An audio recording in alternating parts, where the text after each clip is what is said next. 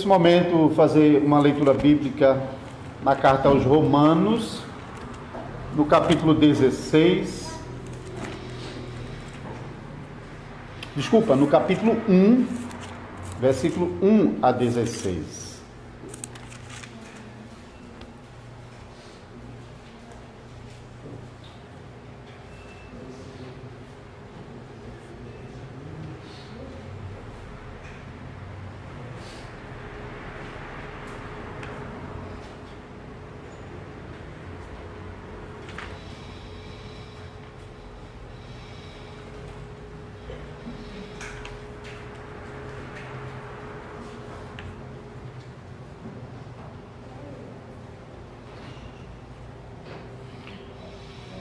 Carta aos Romanos, capítulo 16, capítulo 1, por que 16 na mente? Minha mente hoje está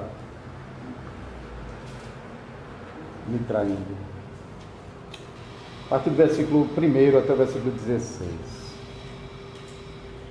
Paulo, servo de Jesus Cristo, chamado para ser apóstolo, separado para o Evangelho de Deus, o qual foi por Deus outrora primeiro prometido por intermédio dos seus profetas nas Sagradas Escrituras, com respeito a seu Filho, o qual, segundo a carne, veio da descendência de Davi, e foi designado Filho de Deus com poder, segundo o Espírito de santidade, pela ressurreição dos mortos, a saber, Jesus Cristo nosso Senhor, por intermédio de quem viemos a receber graça e apostolado por amor do seu nome, para a obediência por fé entre todos os gentios, de cujo número sois também vós chamados para serdes de Jesus Cristo. A todos os amados de Deus que estáis em Roma, chamados para serdes santos, graça a vós outros e paz da parte de Deus nosso Pai e do Senhor Jesus Cristo. Primeiramente dou graças ao meu Deus mediante Jesus Cristo no tocante, porque em todo o mundo é proclamada a vossa fé. Porque Deus, a quem sirvo em meu espírito, no Evangelho de seu Filho, é minha testemunha de como incessantemente faço menção de vós em todas as minhas orações, suplicando que, em algum tempo, pela vontade de Deus, se me ofereça boa ocasião de visitar-vos. Porque muito desejo ver-vos, a fim de repartir convosco algum dom espiritual, para que sejais confirmados, isto é, para que em vossa companhia reciprocamente nos confortemos por intermédio da fé mútua, vossa e minha. Porque não quero, irmãos, que ignoreis que muitas vezes me propus ter convosco, no que tenho sido até agora impedido, para conseguir igualmente entre vós algum fruto, como também entre os outros gentios. Pois sou devedor tanto a gregos quanto a bárbaros, tanto a sábios quanto a ignorantes. Por isso, quanto está em mim, estou pronto para anunciar o Evangelho, pois não me envergonho do Evangelho, porque é o poder de Deus para a salvação de todo aquele que crê, primeiro do judeu e também do grego.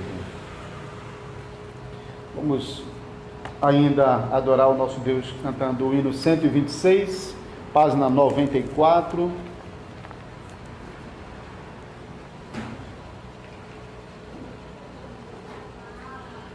O varão de grande dor é o Filho do Senhor, veio ao mundo por amor, aleluia, é meu Cristo. A cruenta cruz levou, a minha alma resgatou, minha conta já pagou, aleluia, é meu Cristo. Ele quis por mim morrer,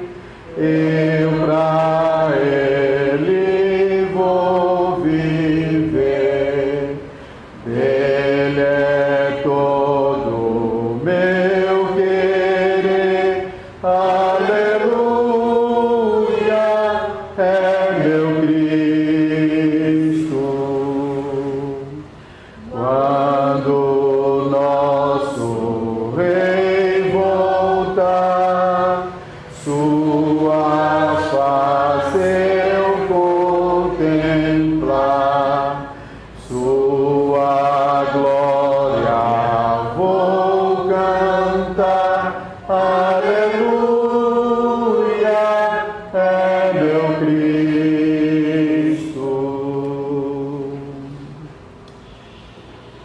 Muito bem, agora vamos ao Evangelho de Mateus, vamos retornar ao capítulo 13. Os irmãos vão se lembrar que nós recentemente já ouvimos uma pregação nesse capítulo. Porém, agora vamos ficar com os versículos 31 a 33.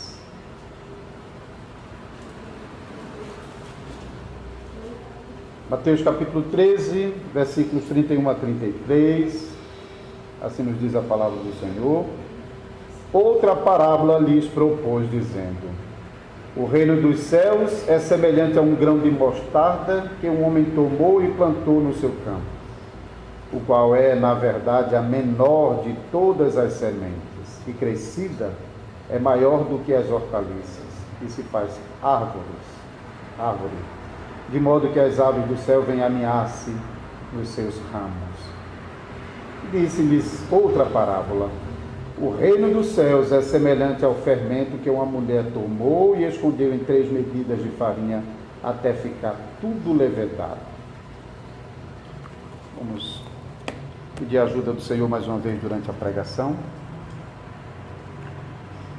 Senhor Deus, nosso Pai Todo-Poderoso, nós te suplicamos mais uma vez, Senhor, abençoa a tua palavra que acabou de ser lida e que agora será explicada ao teu povo. Que o nosso entendimento da mensagem, dessa parte da Escritura, quando o Senhor nos contou essa parábola aos seus discípulos, e que também serve de mensagem para nós hoje, que nós possamos ter boa compreensão e em nosso coração o Senhor possa despertar uma confiança tal de que o Deus que se revela na sua palavra é poderoso para cumprir aquilo que promete à sua igreja. Nessa confiança nós possamos seguir e lembrando das palavras que o Senhor nos tem dito dominicalmente. Ajuda para que essas palavras não sejam rapidamente tiradas de nossa mente, por causa de nossas fraquezas, que interferem no bom funcionamento de nossa mente. Ajuda, Senhor, para que ainda durante a semana, cada membro da congregação possa ainda se recordar da leitura que foi feita no santo culto do Senhor. Em nome de Jesus Cristo nós choramos. Amém.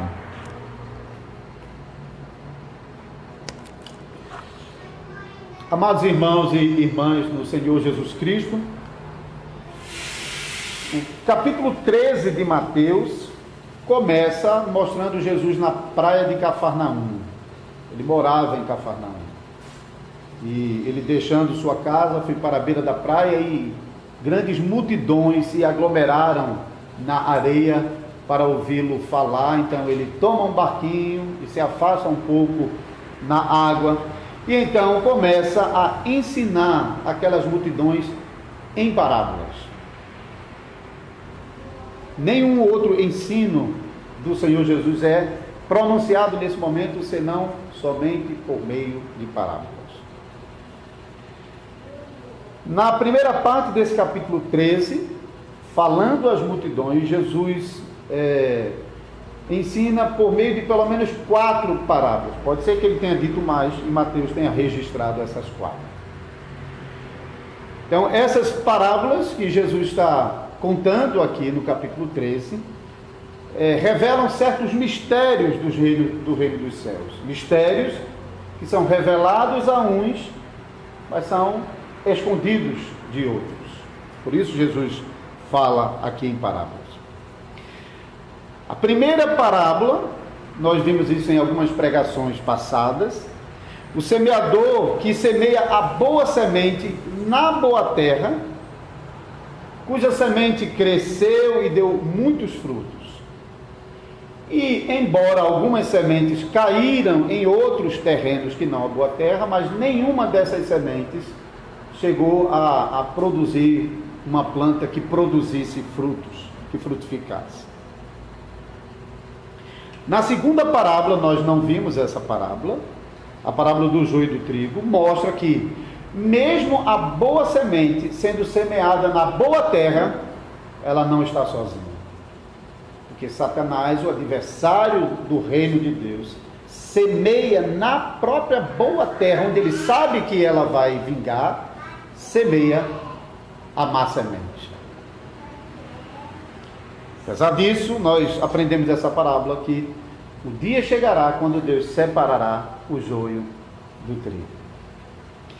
As próximas duas parábolas, que nós trataremos na pregação dessa noite, as parábolas do grão de mostarda e do fermento, elas são tomadas juntas, por isso nós também estamos usando elas conjuntamente aqui.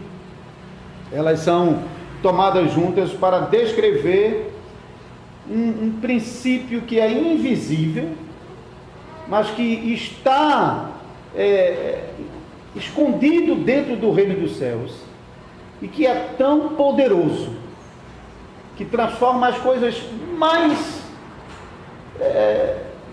imperceptíveis em uma coisa grande e chamativa e visível.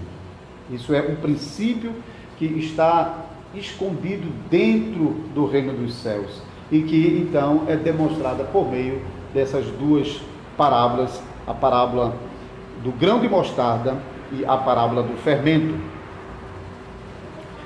Então, essa força que move o reino dos céus, percebida nessas duas parábolas, em primeiro lugar, na parábola da semente, do grão de mostarda, e esse poder vibrante é visível no contraste que aparece nessas duas parábolas. Todas essas duas parábolas têm um contraste muito forte.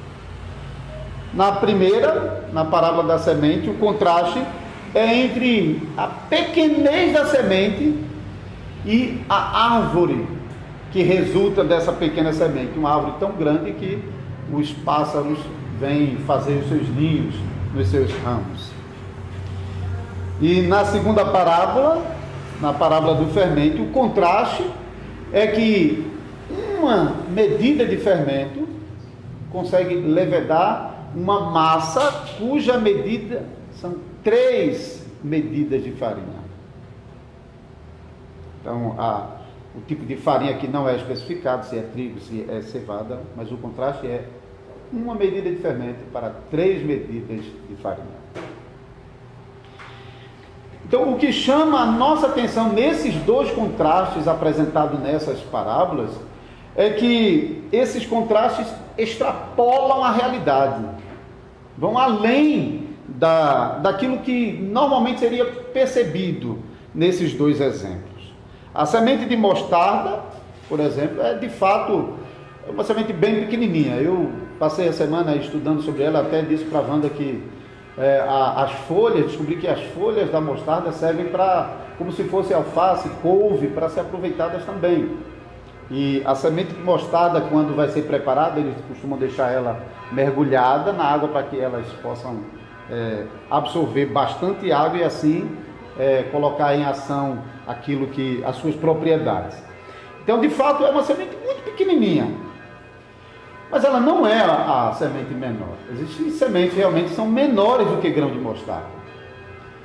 Possivelmente na Palestina a mostarda fosse a árvore que desse a semente menor. Então, naquela terra, como Jesus diz, é a menor semente da terra provavelmente se referindo à Palestina. Entre as árvores dali era a árvore que dava a menor semente. Mas é agora no contraste com o resultado da semente que realmente chama muito a nossa atenção. A mostarda cresce bastante, e quando comparada com a diminuta semente, de fato, você pode dizer, rapaz, incrível, como é possível que uma pequena semente possa realmente gerar uma árvore tão grande. Mas normalmente a planta mostarda não é uma árvore de caule duro, daquelas que a gente costuma subir pelo tronco da árvore. Não, ela é uma hortaliça, e como hortaliça ela tem um caule de crescimento rápido. Então, caules de plantas de crescimento rápido não tem caules muito duros. Isso é característico de planta de demorado crescimento.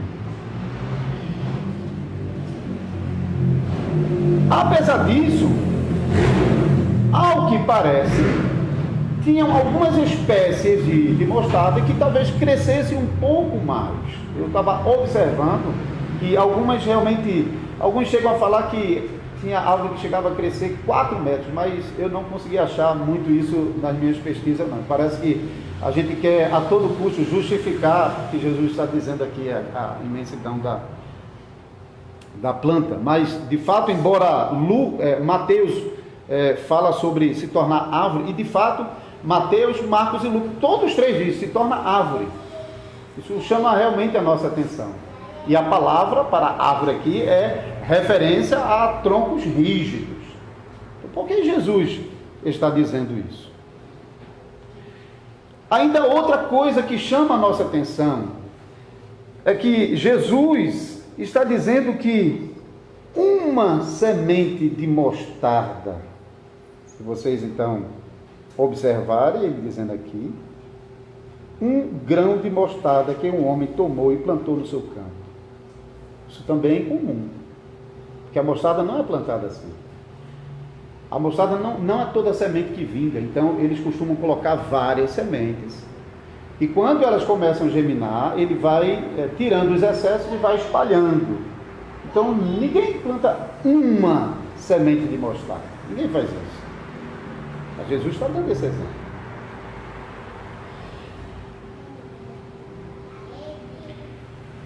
A mesma coisa nós podemos observar na outra parábola, a parábola do fermento.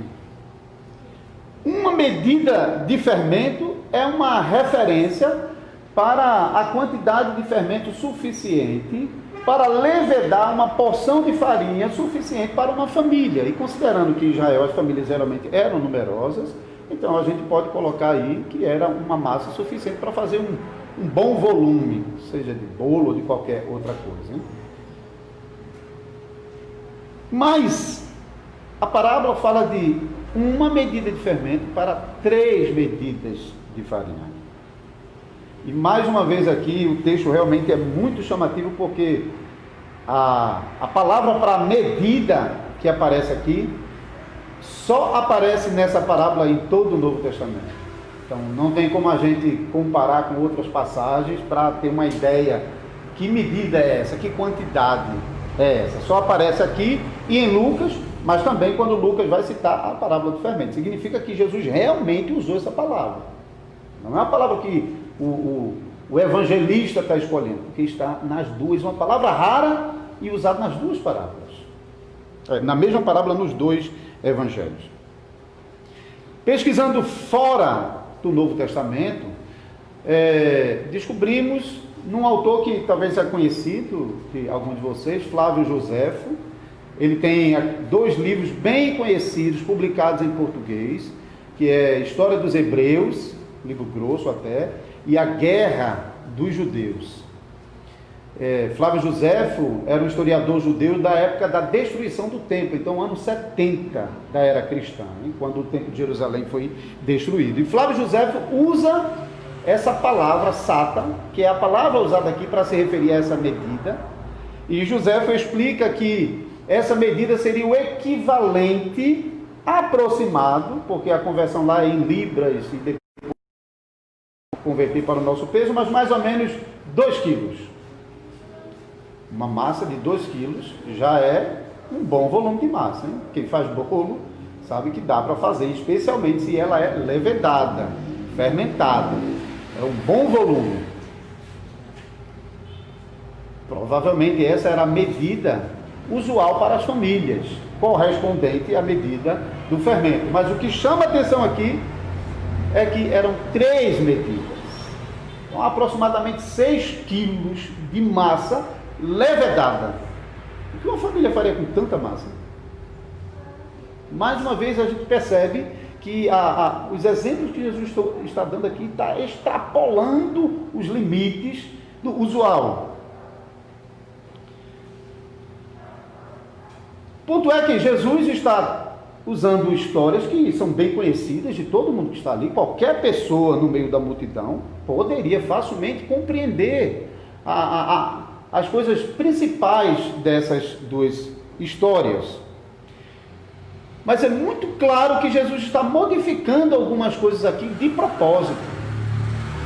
A história de Jesus não bate exatamente com aquela descrição realista que as pessoas estavam acostumadas a verem.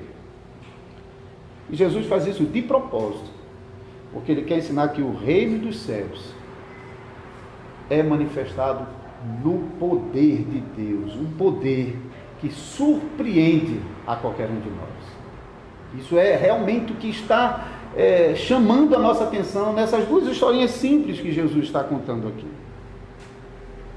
Então, qualquer pessoa poderia entender basicamente a história. Então, uma semente pequenininha vai gerar uma coisa grande. Mas elas não poderiam facilmente perceber esses detalhes do reino que Jesus está descrevendo por meio dessas modificações que ele está fazendo nessas histórias. Então, se de um lado alguns vão entender, outros não vão entender. Isso é o propósito das parábolas. Então, isso é precisamente o que Jesus está fazendo aqui. Ele está escondendo certos detalhes do reino dos céus para a grande maioria das pessoas que estavam ali, as multidões que estavam se aglomerando na beira da praia.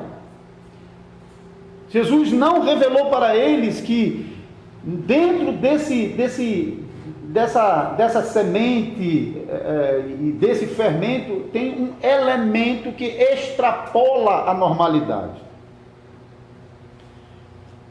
Qualquer pessoa ali poderia pensar: é um pouco demais que um grão de mostarda possa gerar uma árvore tão grande que abrigue pássaros em seus ramos. Ou poderia pensar: rapaz, é um pouco demais que essa porção de fermento aqui vai levedar 3 quantidades de massa. E o fermento da época não era como o de hoje, hein? O fermento químico e o outro que é derivado da cana-de-açúcar.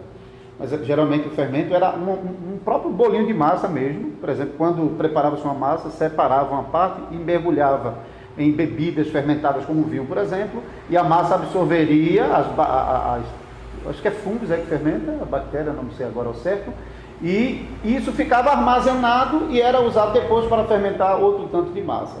E assim, num processo, sempre as famílias tinham aqui as suas porções reservadas.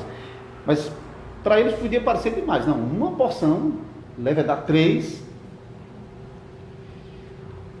Então essas parábolas estão apontando para essa força do Evangelho que está escondida no Evangelho, que não é percebida, mas que está lá. E ela atua. Devemos ter cuidado porque as aparências enganam. Às vezes olhamos para coisas tão insignificantes e não somos capazes de julgar os resultados que elas podem causar. Como também pode enganar que a insignificância do Evangelho, loucura para os gentios, sem atrativo e escândalo para os judeus, que a insignificância do Evangelho possa gerar resultados tão tremendos, poderosos, fortes, grandiosos. Mas é exatamente isso que o Evangelho faz. Existe de fato uma força presente no Evangelho que não pode ser vista, mas seus efeitos serão percebidos no tempo certo. Assim como a semente da mostarda possui em si a capacidade de gerar uma grande árvore, como o fermento carrega em si a capacidade de levedar uma grande quantidade de massa, assim também o Evangelho é poder de Deus para a salvação de todo aquele que crê. Não importa a situação do pecador. Jesus disse: que, embora seja mais fácil passar o camelo no fundo da agulha do que um rico entrar no reino dos céus, ele disse: para Deus nada é impossível. O que o Evangelho faz com o pecador realmente é coisa tremenda. E nós sabemos muito bem que força é essa que está no Evangelho e que faz o Evangelho ser o que é, o poder de Deus. Nós aprendemos a própria palavra de Deus, que é o Espírito de Cristo, que faz com que a palavra de Deus seja o que ela é, poder de Deus. E nós sempre, quando estamos orando, nós reconhecemos que, embora a Bíblia, a palavra de Deus, é poderosa em si, nós somos pecadores.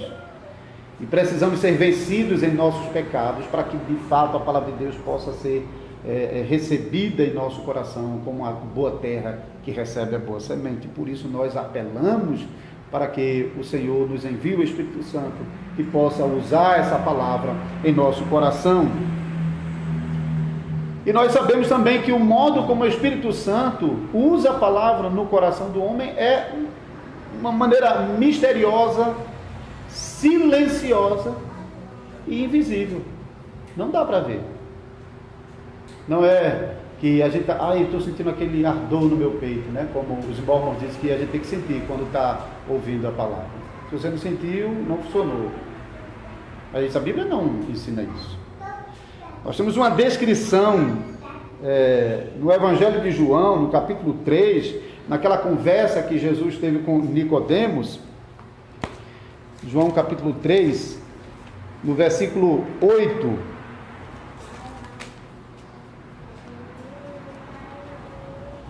Jesus diz para Nicodemos: o vento sopra onde quer, ouves a sua voz, mas não sabe de onde vem, nem para onde vai. Assim é todo que é nascido do Espírito. O trabalho do Espírito Santo não é um trabalho que você pode dizer: está fazendo isso, está fazendo aquilo, está indo para cá, está indo para lá. Não.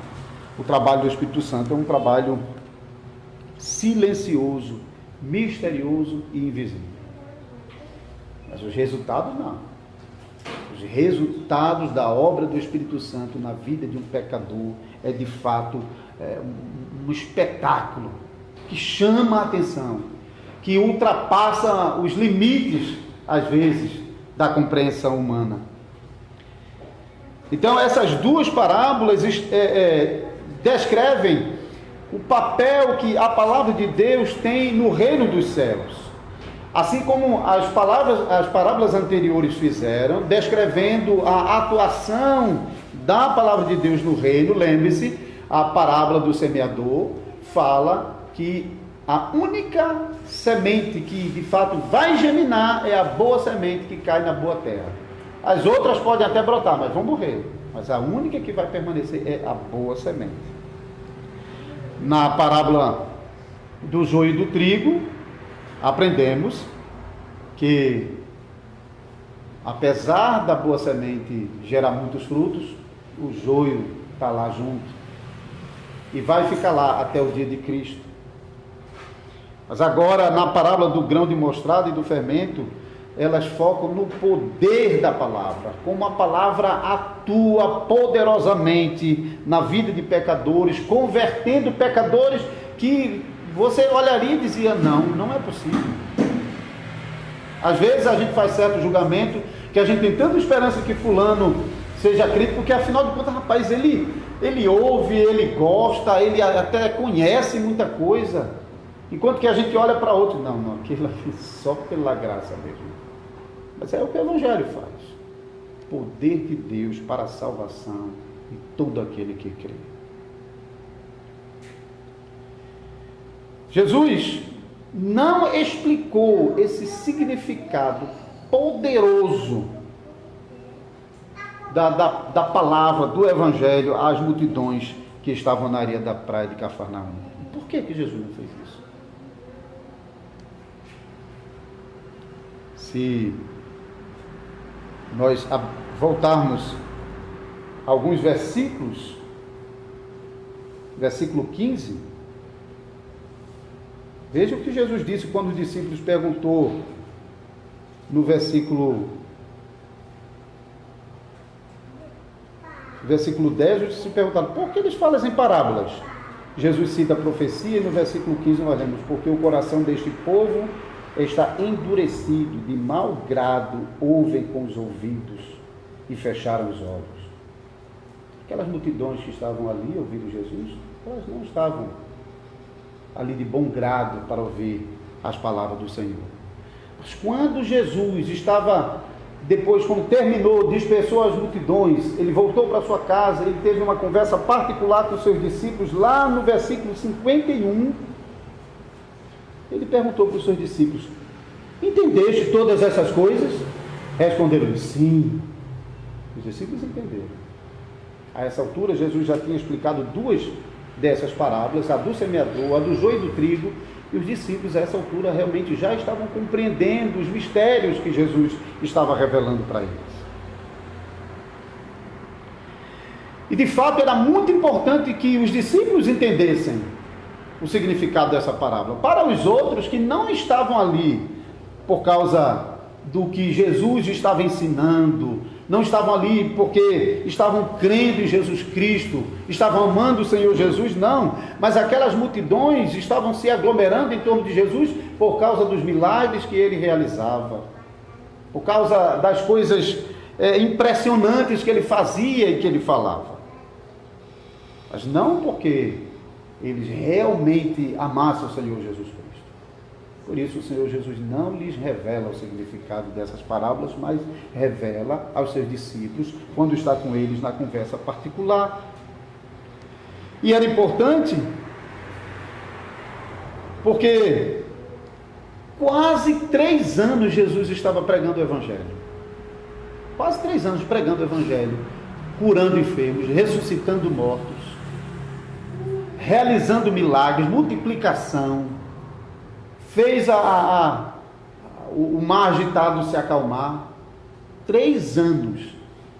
E o que Jesus está dizendo dessas multidões que estão na beira da praia? Está vendo essas multidões? Elas estão aqui, mas não é de bom grado que elas estão recebendo a minha palavra.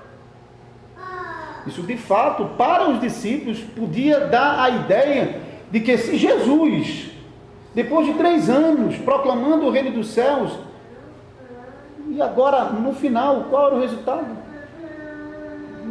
Nada, quase. As multidões ali sem nenhum interesse real por eles. Essa baixa expressividade do ministério de Jesus podia dar a impressão para os discípulos que o reino dos céus não estivesse sendo estabelecido. Especialmente depois que Jesus morresse. Imagine. Pouco mais, porque isso aqui já está acontecendo mais para o final do ministério de Jesus. Jesus falando em parábolas. No começo do seu ministério ele falava mais abertamente. Mateus 5. Ele usa figuras, mas não como parábolas, para ensinar claramente o que é que a palavra de Deus diz. Por isso nós lemos muitas vezes no Sermão do Monte, eu vi que foi dito, porém vos digo. Claramente ensinando. Mas agora não. Imagine depois que Jesus morresse. Como ficariam esses discípulos? Cadê os resultados? Cadê o reino que Jesus disse que veio implantar? Mas de fato, não deveria pensar assim. Os discípulos deviam confiar que o reino dos céus é poderoso e vence qualquer obstáculo e se estabelece. Mesmo que no começo ele seja insignificante, invisível até, e não podemos ver como ele está trabalhando no íntimo. E é exatamente assim, mesmo que só algumas sementes morram, basta uma semente para germinar, e dessa única semente Deus realmente fazer uma árvore tão grande que as aves do céu possam se aninhar nos seus ramos. Basta apenas uma medida de farinha para que com ela o Senhor realmente possa fazer levedar uma massa muito grande. Isso não é razoável, humanamente falando. Mas é exatamente isso que o Evangelho faz. O poder do Evangelho faz coisas impressionantes. O Evangelho é capaz de transformar a vida do mais miserável dos pecadores e se estabelecer no poder do Espírito Santo. Agora, só em conclusão, porque eu realmente fiquei cada vez de novo pensando sobre nós aqui. Hein? Olhe para nós, uma pequena congregação.